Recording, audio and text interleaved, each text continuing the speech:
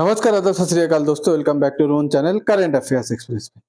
तो गाइस देखिए, जितना टाइम जा रहा है धीरे-धीरे ये जो ट्रम्प का जो है टैरिफ लगाने वाला पॉलिसी है ना, वो धीरे-धीरे बैकफायर करते जा रहे हैं। आपको पता है ट्रम्प जैसे ही ये टैरिफ वगैरह चालू किया, तो बहुत सारे कंट्री के साथ रिलेशन खराब होने लगा यूएसए का। जो यूएसए का मेन स्ट्रैटेजिक पार्टनर था, like India, like Japan, like Australia, ये सब धीरे-धीरे क्या यूएसए से दूर जाता गया। इसमें से बहुत सारा कंट्रीज चाइना के नजदीक जाता रहा। अब यूएसए का जो कोर पॉलिसी है, ये सब कुछ उसकी यूएसए का कोर पॉलिसी के अगेंस्ट पे है। तो यूएसए का जो अपोजिशन पार्टी है, डेमोक्रेटिक पार्टी, सुप्रीम कोर्ट पे ठीक है लॉसूट फाइल करता है कि ट्रम्प जो कर रहे हैं वो गलत है। ये ट्रम्प के पावर पे नहीं आते, ट्रम्प बैठे-बैठे से नहीं लगा सकते। पूरा कांग्रेस से, मतलब ट्रम्प यूएसए का जो पार्लियामेंट है उधर से परमिशन लेना पड़ेगा। तो सुप्रीम कोर्ट पे अभी वो मामला चल रहा है। अब धीरे-धीरे उसका जजमेंट का टाइम नजदीक आते जा रहे हैं। तो US supreme court question Trump sweeping tariff power under emergency law. तो बोला कि ट्रम्प टैरिफ तभी लगा सकता है जब कंट्री की कोई इमरजेंसी सिचुएशन है। मतलब मान लीजिए कि यूएसए का एक कंट्री है जिसके ऊपर बहुत कम टैरिफ है, फ्रेंडली रिलेशन है। अब यूएसए के वो क्या क्या यूएसए के ऊपर हमला कर दिया। अब यूएसए उसको टैरिफ पे छूट तो नहीं दे सकते, ठीक है, तब यूएसए टैरिफ लगा सकता है। कोई नेशनल सिक्योरिटी थ्रेट है, कोई इमरजेंसी कंडीशन है, तब लगा सकते हैं। बट ऐसे बैठे बैठे तो तुम लगा नहीं सकते हो, यूएस प्रेसिडेंट को पावर नहीं। हाँ, तुम लगा सकते हो अगर यूएसए का जो कांग्रेस है, मतलब यूएसए का जो पार्लियामेंट है, अगर उसमें बिल लेके आओ, अगर पास कर दे तो ऐसा है। नहीं तो तुम 4 मेंबर के साथ घर के अंदर बैठ के और सुबह जाके ऐसे डिसाइड नहीं कर सकते। जो ट्रम्प ने किया लागू भी हो गया, तो यूएसए का जो अपोजिशन पार्टी है, डेमोक्रेटिक पार्टी, जो बाइडेन का पार्टी, ओबामा का पार्टी, इसको चैलेंज किया। अब आज के डेट पे एक कहावत बहुत फेमस हो रहा है, चाइना का एक कहावत है, डू नथिंग एंड विन। मतलब कुछ मत करो, चुपचाप बैठे रहो, पेशेंस रखो और जीत जाओ। इंडिया भी आजकल वही पॉलिसी फॉलो करे। एटलीस्ट चाइना फिर भी तो रिस्पॉन्ड किया कि हम लोग डेरात मिनरल्स बैन कर देंगे। और पहले जब ट्रम्प ने टैरिफ लगाया था, चाइना भी उल्टा 100% टैरिफ लगा दिया था। पर एक्चुअली ये जो पॉलिसी नहीं आज के डेट में इंडिया कर रहा है। इंडिया कुछ नहीं कर रहा, चुपचाप बैठा है। ओके, पर अभी टाइम ही बताएगा कि इंडिया फाइनली जीतता है या नहीं जीतता है, ठीक है। अब ट्रेड डील लेके जो भी लेके बहुत अनसर्टेनिटी है, तो अभी तो कुछ बता नहीं सकते। बट ये जो ट्रम्प का पलटने वाला पॉलिसी है ना, आज की डेट पे वही बैकफायर कर रहा है। ट्रम्प बहुत बड़ी बड़ी बातें बोल देता है, फिर उसके बाद मुकर जाता है। जैसे देखिए, Trump lowers tariff on China and announced it end to rare earth roadblock after Xi meeting। पहले ट्रम्प बोलता है चाइना के ऊपर तो 100% टैरिफ लगा दूंगा, बाद में उसका व्हाइट हाउस का स्पोक्सपर्सन बोलता है 130%। अभी क्लियरिटी नहीं है कि ट्रम्प 100% बोल रहा है, व्हाइट हाउस का स्पोक्सपर्सन जो कैरोलिना लेविट है वो 130 बोल रहा है, फिर 2 दिन बाद ट्रम्प बोलता है 150%। फाइनली ट्रम्प बोलता है 1 नवंबर से ये लागू हो जाएगा। उसके पहले ही शी जिनपिंग के साथ मीटिंग करता है, करके टैरिफ को थोड़ा और 10% कम कर देता है, जो प्रीवियस टैरिफ था, ठीक है। तो यही चल रहा है, ट्रम्प एक बात बोलता है, बाद में 360 डिग्री टर्न हो जाता है। पर देखिए ट्रम्प क्या कर रहे हैं ना, यूएसए का जो प्रतिद्वंदी है, यूएसए का जो कंपटीटर है, उसके लिए ट्रम्प लाइफ आसान कर रहे हैं। अब बोलेंगे कैसे? ऐसे देखिए, आज के डेट पे यूएसए का हित पे सबसे बेस्ट है कि इंडिया को रशिया और चाइना से अलग रखो। नहीं तो रशिया चाइना ऐसे ही दोनों मिलकर इतना पावरफुल है, अगर इंडिया उस पर ऐड हो जाएगा, ठीक है, जो वर्ल्ड का 5th लार्जेस्ट इकोनॉमी है, 4th लार्जेस्ट इकोनॉमी, कल जाके 3rd लार्जेस्ट बन जाएगा।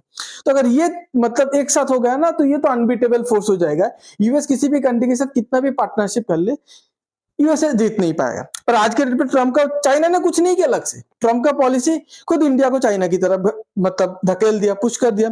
अब तीनों मिलके एससीओ पे बहुत अच्छे बात करके अभी अंदर ही अंदर इंटरनल बहुत सारा डेवलपमेंट हो रहा है। अब और एक बात, रशिया को अलग थलग करने के लिए हम चाहता था कि इंडिया रशिया का जो आर्म्स है उसके ऊपर डिपेंडेंसी कम कर दे। आर्म्स के ऊपर डिपेंडेंसी कम हो जाएगा इंडिया का, तो रशिया के ऊपर मतलब इंडिया उतना फ्रेंडशिप निभाने की जरूरत नहीं पड़ेगा। अब ये एक्चुअली मैं आपको बताता हूँ, कहीं ना कहीं सक्सेसफुल हो रहा था यूएसए, ठीक है। इंडिया उतना आर्म्स नहीं खरीद रहा था रशिया से जो पहले खरीद रहा था। अब यूएसए चाहता था कि रशिया के ऊपर डिपेंडेंसी कम कर दो, पर हमारे ऊपर डिपेंडेंसी बढ़ा दो, मतलब हमसे हथियार खरीदो। तो P8I खरीदा, वो तो बोलेगा बहुत पहले का डील था। चलो, चिनूक हेलीकॉप्टर खरीदा, नेवी का MH-4 रोमियो हेलीकॉप्टर खरीदा, ड्रोन खरीदा, ओके। उसके बाद आपका और एक अपाची हेलीकॉप्टर खरीदा, ओके, M777 लाइट वेट हाउट्जर खरीदा। तो अमेरिका से बहुत सारा चीज खरीद रहा है। अभी जेट इंजन का डील भी किया, सब कुछ सही चल रहा था अमेरिका के प्लान के हिसाब से। बट डोनाल्ड ट्रम्प का ये पॉलिसी इंडिया को फिर रशिया की तरफ पुश कर देता है। आज इंडिया और रशिया का सबसे क्लोजेस्ट रिलेशन है।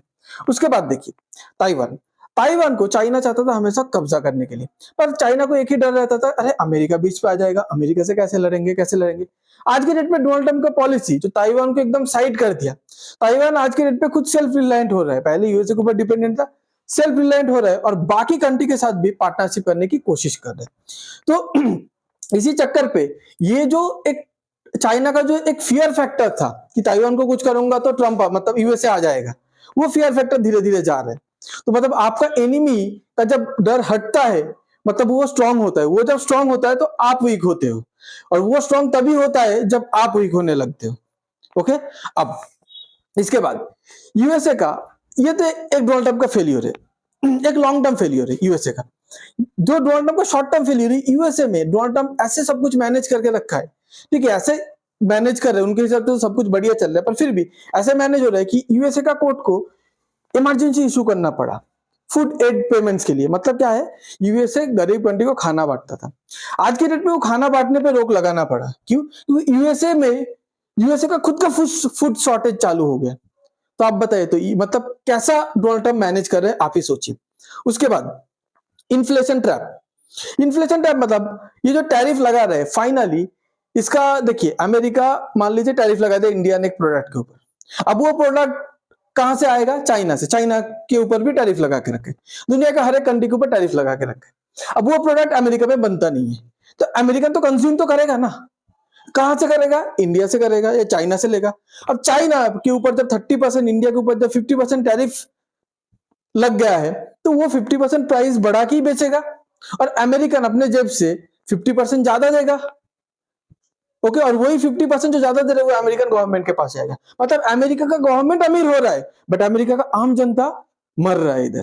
तो इसीलिए अमेरिका में ऐसा हालत हो गया है कि अमेरिका नेसेसरी सामान खरीदने के, मतलब चाल, आटा, दाल, ओके, तेल खरीदने के लिए ब्लैक फ्राइडे सेल का ऑफर करता है, ऐसा कंडीशन आ गया। ओके, अब ट्रम्प उसके बाद ये बोलता है, ये ट्रम्प फिर भी झुक नहीं रहा। ट्रम्प बोलता है कि Trump says India has largely stop buying Russian oil. बोलता है तो इंडिया तो रशियन ऑयल खरीदना बंद कर दिया। देखिए, अब ये बात जब इंडिया से पूछा जाता है, इंडिया डिनाई करता है, जब रशिया से पूछा जाता है, रशिया भी डिनाई करता है। तो मान लीजिए जो ऑयल खरीद रहे हैं वो बोल रहा है मैंने तो ऑयल खरीदना कम नहीं किया, बंद नहीं किया। जो ऑयल बेच रहे हैं वो भी बोल रहा है मेरे से तो इंडिया ऑयल खरीदना कम नहीं किया, बंद भी नहीं किया। पर बीच में से ट्रम्प बोल रहा है कि लार्जली स्टॉप, लार्जली मतलब बहुत हद तक कम कर चुका है। और ये भी हिंट करता है कि नेक्स्ट ईयर मैं इंडिया विजिट कर सकता हूं।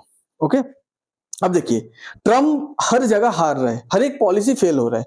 पर 5 नवंबर को, लास्ट ईयर 5 नवंबर को डोनाल्ड ट्रम्प एक्चुअली जीता था, फिर जनवरी से अपना ऑफिस संभाला था, पर अभी 1 साल हो गया जीतने का। तो देखिए, ऐसा वीडियो मतलब पब्लिश कर रहा है, इस पर घमंड देखिए।